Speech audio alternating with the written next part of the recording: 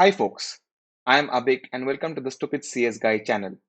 Today we have somebody with around 3 years of experience coming in for the mock interview. So today we will be designing TikTok. Since this is a large video, I have put all of the times as bookmarks in the description where I give the feedback. So you can quickly jump to each of these bookmarks and see what are the points where I give feedback. This is very relevant for folks targeting around SD1 roles on how to approach system design interviews and how to limit the scope. Let's jump into the problem itself. Okay, the recording has started. Cool. So the question is, design a system like TikTok, okay, where you can upload short videos, people can see your short videos, people can follow you, uh, that sort of thing. Okay, fine. Okay, let's see. So, TikTok. Okay, so let me first outline what features we'll be having.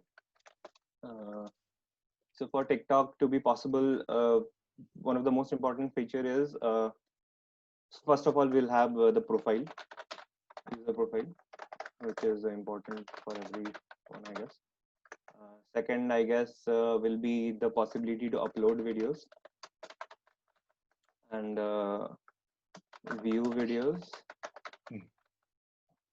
and then we will have I think, does it, I'm not really sure, but I think it should have a follow or Yeah, it's add a a friend or follow. something like Yes, you yeah, can okay. follow users. Okay, so it will have a follow, and I guess also a following. Okay, and I think it also has a feed. Yeah. We can just not have the feed for now, just for simplicity. Okay, fine. Okay, so user profile got good. He will create a profile, he will upload a video, his followers will see the video and they can like it. So there'll be a like feature. Yeah, let's just keep it very simple. Let's say the feed and all is feed is like the chronological view. You don't have to, that's out of scope. Because it's an SD1 interview, the interviewer would not give you like a lot of requirements.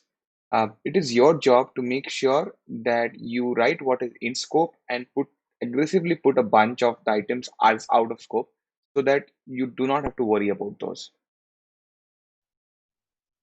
I think then they will continue with these features. Yeah, yeah. And okay, yeah, okay.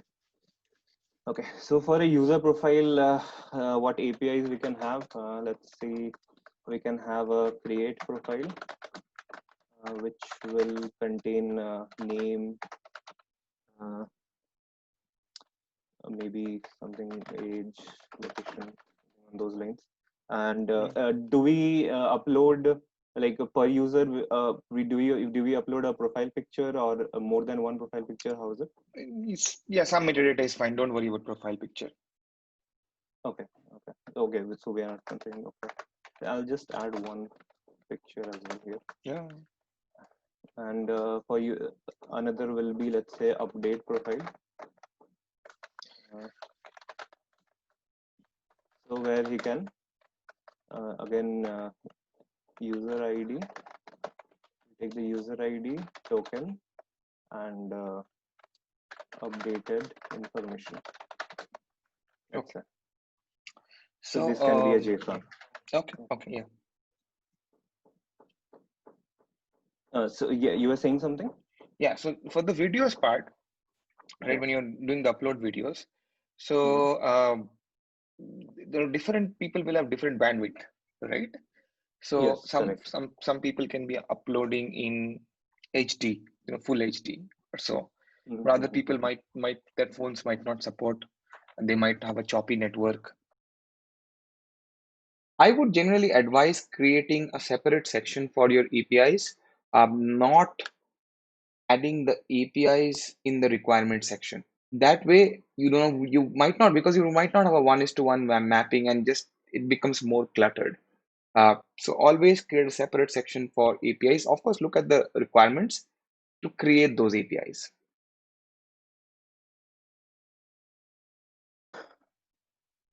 So Okay, so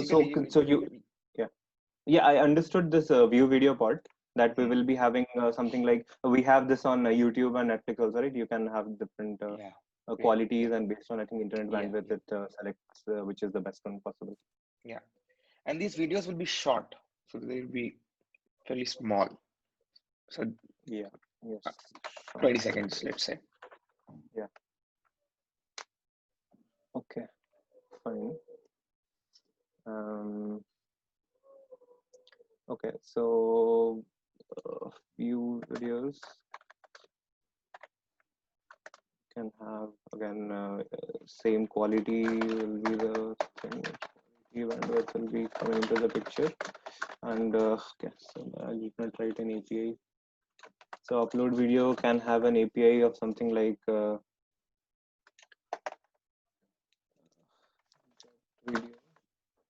and it can be video ID. And let's say it will have, we can just have a, we can have some metric to identify the bandwidth or the quality, which I think it can, we can handle it from the server itself. We don't need to have the user send anything. So Okay. get video.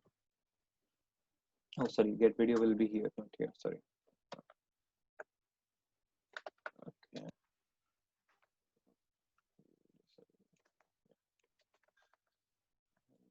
It will be a video file, user ID, token, or following. What we can have, follow user, current user ID, token, user ID 2, the user will be following. We can have get followers or current user ID. Okay. Yeah. I think now we can start with thinking about how we'll be handling these things. So for the first one, the user profile, right, design, user profile. Now, estimates are a key part of system design. Those should not be missed. The two numbers that are important is the bandwidth required and the amount of data storage that is required. Here, John has missed the estimates. Uh, for SD ones, I would recommend not to take estimates lightly. Value into a, we can, first of all, we can have a profile service, which will be, let's say, connected to a user DB. So this profile service will take all the information, and it will route it. If it's a, if it sees that it's a create, then it will create, it will push the data into the user DB. So this, if we talk a little bit more about this DB, we can actually do both. I think we can do a SQL DB or an NoSQL DB as well. But because it's a user profile, I don't think there will be a lot of updates. I mean, you'll be creating the profile at one go and then leaving it as is. So we can use a NoSQL DB, which can store it. I mean, which will be better because it will be just storing it like. Now, John did not give a very good reason about why using NoSQL. What is wanted to say it's a read-heavy system, but that's not the only reason, right? The reason for using NoSQL is predictable reads and writes, and you do not need to do joins, and the APIs that you would call would do the same thing over and over again. Those are the probably the reason that you would use for NoSQL, not like, hey, it's not getting used as much. In one shot, like user ID and all data present, it will kind of make reading everything faster, because there will be no need to join things and like normalize and join things with different tables. Yeah. So I think NoSQL will also handle things like database sharding and all will be inbuilt. So we don't need to handle that part, because for TikTok, I think we could have done like if we were going with our own design, we could have done sharding for location based. For example, if I am in India, I want to see videos related to India, right? So we could have done sharding for location. It's great that John is talking about sharding, but then it's important to not shoot yourself in the foot on that one. When you talk about sharding, especially in user ID based scenarios, just go with user ID. That's perfectly a good way to shard data in a system design interview. What he's talking about is kind of multi-level sharding. For an SDA1 interview, that is kind of a little bit out of scope. It's best not to talk about it. He tried talking about it, but just sharding based on location would not work, especially if you have like millions of users. And we could have done that. So no skill can handle all that easily. Okay. Yeah. Okay. Yeah. But and for the profile picture, because there is one, it's fine. We can store it in the here itself. If there was more constraint on the picture, we could have got a link or something, and we could have pushed it into a distributed file system and copied that link here, something on those lines. But I think if it's just because it's one picture, it's fine. We can put it here. Okay. 4 seconds. Now, one of the tips for system design is to make sure that you limit the requirements. Here, the broader system that we were building is TikTok, right? So the interviewer would want to know how would you process videos, the actual system design aspect of it. Now, by introducing profile picture, John has increased the complexity of the system. And to now, for that profile picture, he is now taking shortcuts saying that, hey, we will just put it in the database itself. We will not put it in the distributed file system because it's just one picture. But if it's one picture and you have 1 billion users, it's a lot of pictures. So for system design, make sure you're not increasing the scope, which and something which does not help your end goal. Like for TikTok, the end goal is to make a system that can display multiple videos. Profile picture is orthogonal, so let's keep that out of scope. Okay, next for the upload videos. Instead of calling it the gateway, I would recommend calling it the load balancer and seeing what sort of load balancer is it. Is it layer 4, layer 7? Looks like he is using layer 7 load balancer. Let's just call it. So the way we can do the upload videos part is, yeah, so because we'll be having different quality and resolution. So as soon as the user pushes a video in, the server will have to use like convert that video into different formats. So we can have the server like for different codecs, we can use like we can have resolutions, and we can have compression codecs. So based on this, we can have multiple videos coming into the picture. So resolutions we can have like let's say 480, 720, 1080, whatever, and we can have different compression codecs as well, which will we can have lossy compression if we want the video to be shorter. So we'll have multiple videos of varying size, and so let's say each video, so one video will be converted into many videos like 1.1, 1.2, 1.3, and each of these video will have a size associated with it. Like let's say this one is let's say 500 KB, very bad lossy compression. So this one can be a little more, so like, let's say 5 megabytes, like something better. And the last one will be like really high quality, like very good quality, so something like 50 megabytes.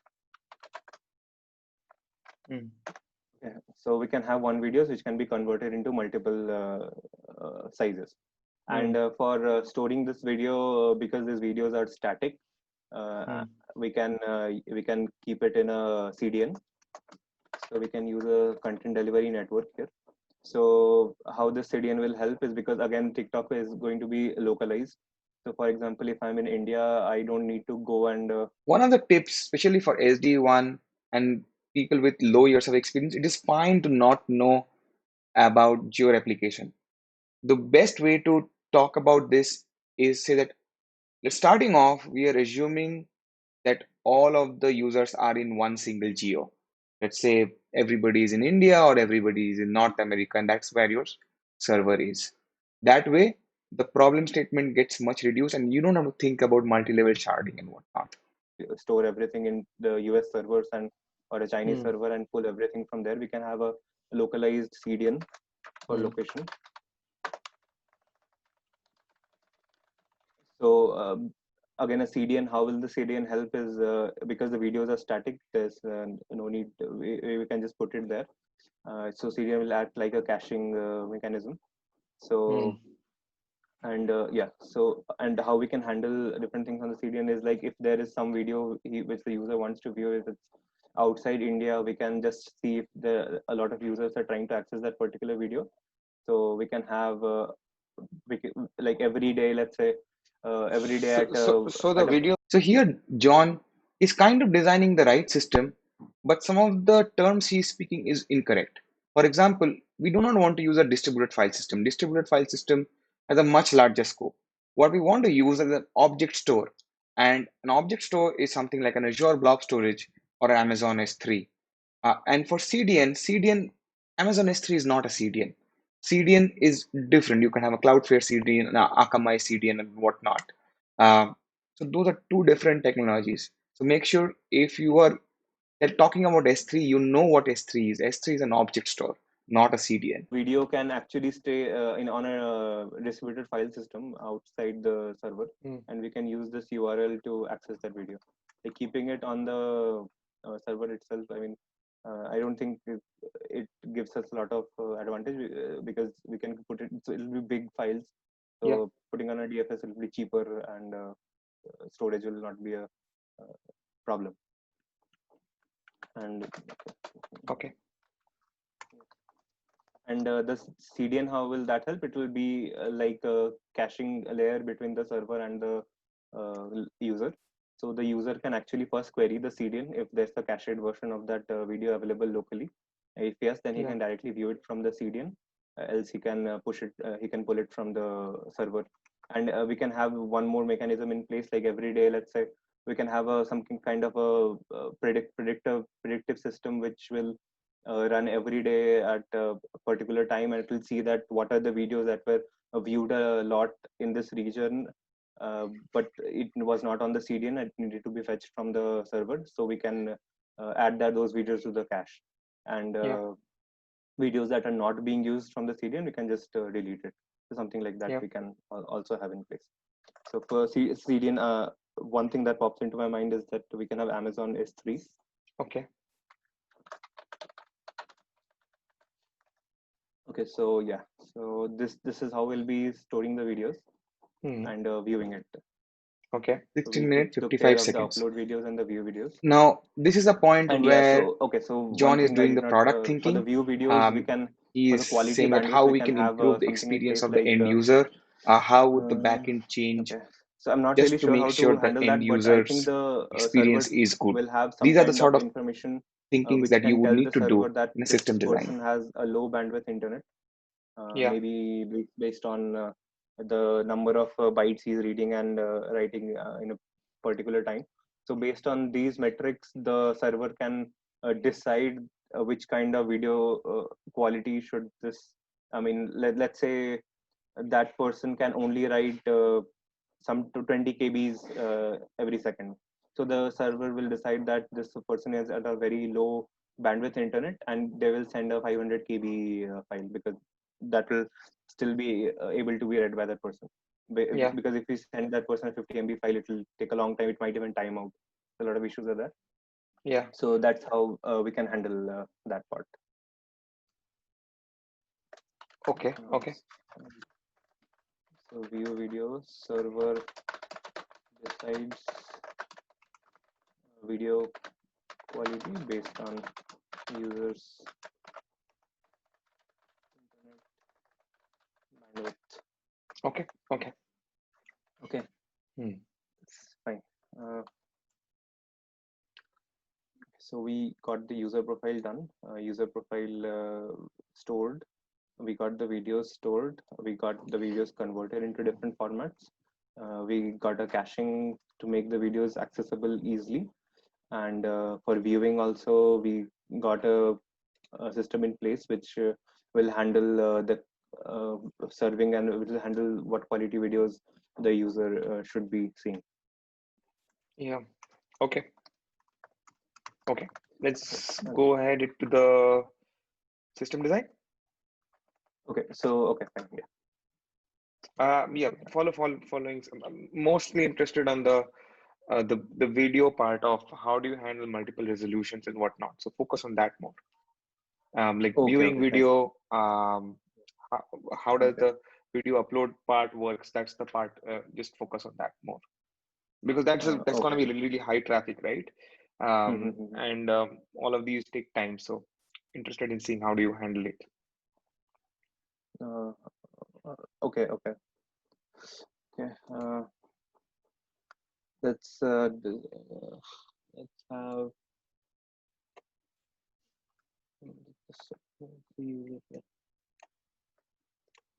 so we'll have a user and we can have he will be interacting with a gateway. So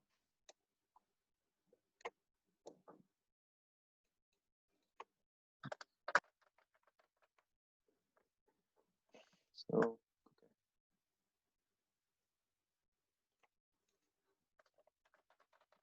profile service. Let me get these parts done and then we can focus properly on the video part. Okay. Yeah. So this profile service. So this gateway will know where the user wants to go. So the user can send a, first of all, the user can send a create request.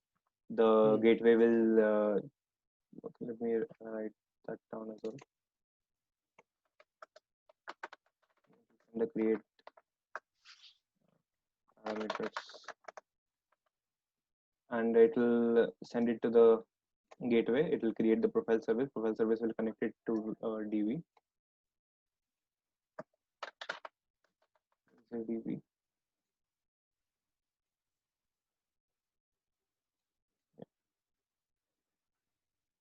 Next, and this profile service, let's make this profile service responsible for authorization as well. Create profiles, update, delete profiles. That's fine. Yeah. Got it. Okay. And okay, so profile is done. Next is So the is your videos. gateway is a load balancer? Yeah, so the gateway will be responsible for load balancing as well. Yes. Okay. Or we can, yeah. So what it can do is let's say that there were multiple instances of the profile service on different servers. So the gateway can do load balancing as well. Okay. Yeah. Yeah. So okay. You can write it down here.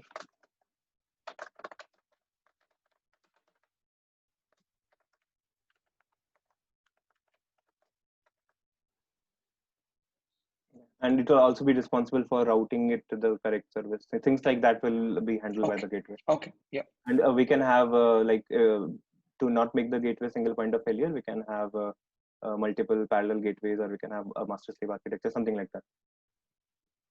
Okay.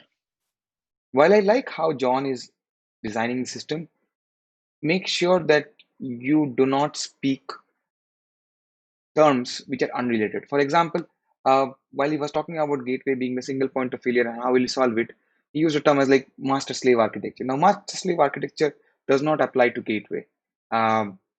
So we should refrain from using those terms. Yeah, so that's okay. Now for the videos.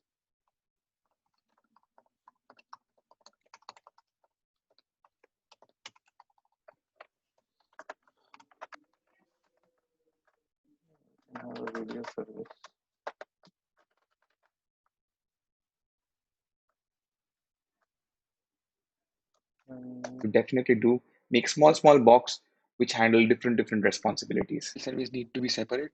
Why can't it be like one common service? Because video services will only be responsible for handling the videos, so we can decouple them. We can keep it together as well. That's not a issue as such, but if it's decoupled, then it becomes a lot more easier to like for error handling, and if there's a failure, we can pinpoint like the video service has failed and not actually. For example, a user is opens something and is not able to uh, upload a video or see a video. So there can be multiple issues. So the user might not be getting. Now, these are the sort of questions you can expect in an SD1 interviews. Like, what's the difference between a microservice and a monolith, or why can't this be modeled as a monolith? Now, the best answer is to say that by breaking these two parts, we can scale independently. And then if one goes down, the other is not impacted. So that are the two big benefits of microservices. He does talk about the error handling part, but the scaling part is also very important because, for example, the user profile service will be something which is not used as much, but the video service will probably see a lot of search. So you would want the ability to scale it independently. So from a user perspective, he will upload only one video. Yeah. So yes, from here we can have one video DB, which will be connected to a distributed file system.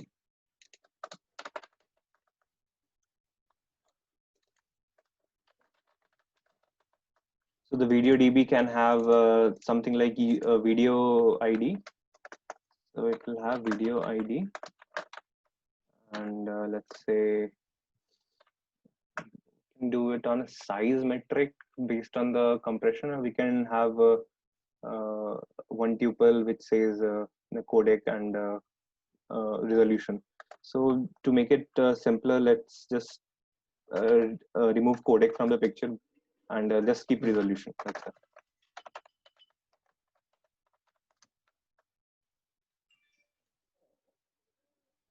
Connected to this, and this will be connected to distributed file system. So resolution, and obviously it will have the video URL. Okay, so yeah, so the video service, when a user uploads the video, the user service, the video service will be responsible for splitting video into multiple resolutions. Okay. So how will this happen? So that means when he's uploading the video, so he will now have to wait for the video service to No, we split. can, yeah. So we can, we don't need to make the user wait. So we can just let's have a something like a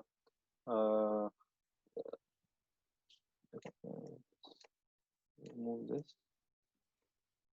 So we can have, instead of this talking directly to this, we can have a okay. And this can be part of the video service itself. So let me That's make fine. one box, more box. Okay, that doesn't allow. So I'm just making it here, but Yeah. it's Yeah, kind that's of, fine. it can be Yeah, part yeah, of. it's okay. So Yeah. this can be something like a message queue or a task Hmm. queue. Let's say. So what the task queue will do is, as soon as the user uploads a video, it can send a response back directly, like done or okay. Now, especially in SD1 interviews, the interviewer would have a smaller scope in mind. So they would be pushing you towards a particular feature in the system, or some specific knowledge that they want to check whether you have it or not. In this case, I was pushing him towards building an asynchronous messaging platform. And that's the part he was able to do it. He was able to understand that the videos needed to be encoded asynchronously. So that is why he introduced a message broker, and then he was handling all of that. So that's the good part. So make sure to figure out what is the interviewer pushing you towards and get into that. As well, because it's connected to the video DB and all. Okay.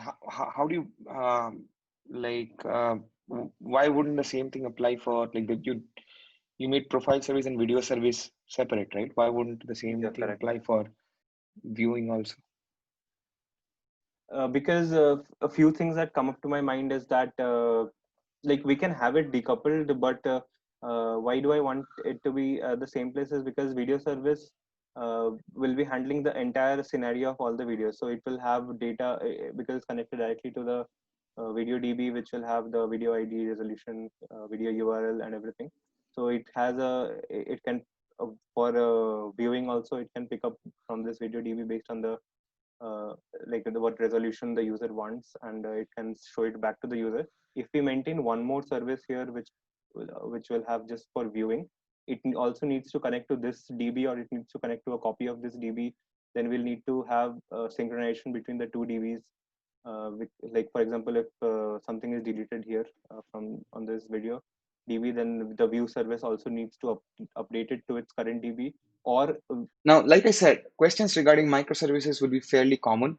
That is something that everyone needs to know as to when you want to break these services. In this case, I would say the viewing service and the uploading service could be fairly decoupled, because first your uploading takes a lot more time, so you'll have to need a consistent connection with the client. Then your uploading frequency might not be as much as viewing frequency.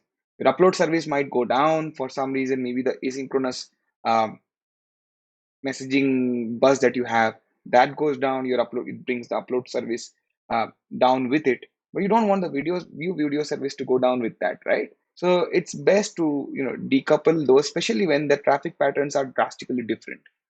Now, the reason he says is, hey, we will have to, what if these two services talk to the same DB? There is really no problem if multiple microservices talk to the same DB. The DBs, especially the modern day databases like DynamoDB and all, they have multiple replicas um, across multiple availability zones, and they can have quite a few, actually a pretty large number of connections. So that should not be problem. That hey, it's in the same DB, so we should put to get it in the same service. Re-uploading, popular ones. So okay. somebody's TikTok video goes viral, so folks Mhm. starts downloading it and re-uploading it in their pages. The same video gets re-uploaded. Now you don't want to Okay. of course, spend time um, doing the full upload, as in encoding all of that and doing all of that, right? So how would you optimize the system? Okay. Yeah. Um, okay, if it's the same video, how will we know that it's the same video? Um,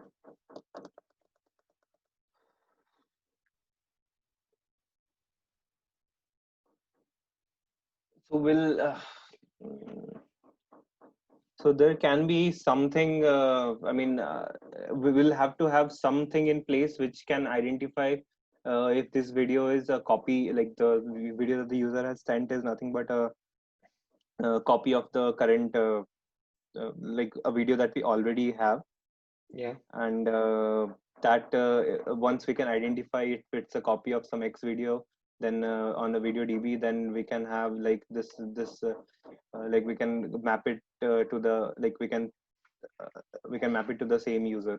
We Okay. can Okay. add Where, one where, more. okay. Just say that you have a system that detects it. Right? Yeah. Okay. How would you do it? Yeah. Where will that system sit?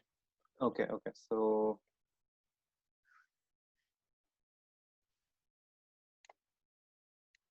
so I'll also have to have user ID here. Okay. So video service will talk to uh, video duplicate service, which will returns existing video ID or null. Okay.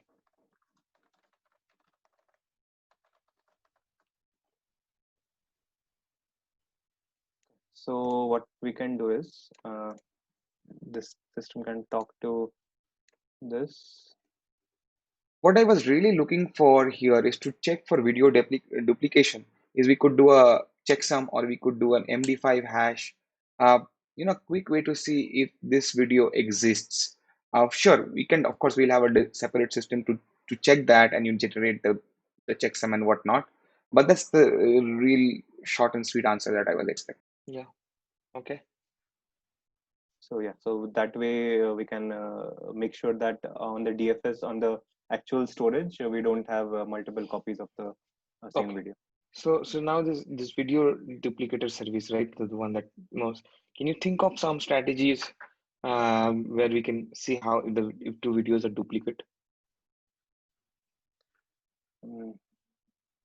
So some strategies that we can okay, we can optimize it a little bit on the video service part itself, so that it does not send unnecessary requests to the video duplicate service. So one thing we can do is we can check the duration of the video. The duration we can check, and we can check. We can also check the size. So if based on these things, so we can, if there will be like a flag, like based on these a few metrics, or it can also have like video file itself has a lot of metrics inbuilt into them, like location and shot on and the metadata on those lines. So based on these metadata, this video service can what we can do is on this video DB itself, we can have one metadata. We can connect one more table where video ID and metadata, which will have all these details. So it can compare it to that, and if it sees like a lot of flags are being checked, then the system can raise a flag that this might be a duplicate. So if it's a duplicate, then only it will call this duplicate service. And from a video duplicate service perspective, I think we can have something like, I'm not very sure, but I think we can have a ML, we can have machine learning to uh, which can go through each frame of the video. It will be a little slow, but we Okay. can have a machine learning algorithm which will go through each frame of the video, and it can keep comparing the two images, and if they're all the same, then it can return that, yeah, it's a duplicate. Okay. Okay. Cool. Or even like 90% same, then also you can return a duplicate. I mean, 95% same. So whatever, we can have some threshold. Yeah. Okay. Okay. Cool then. Yeah. I'm done with my interview, so I'm gonna stop the Okay. recording now. I think the interview was pretty good. I was looking for the asynchronous part of the system, which he was able to design it. The part that he should improve is making sure that he is not adding into the requirements and he is limiting the scope as much as possible. For example, not talking about profile picture because that is orthogonal, not introducing multi-level sharding or georeplication, and just sticking to the basics of what he knows. And definitely, microservice concepts needs brushing up. Those are the high points that he would need to look at.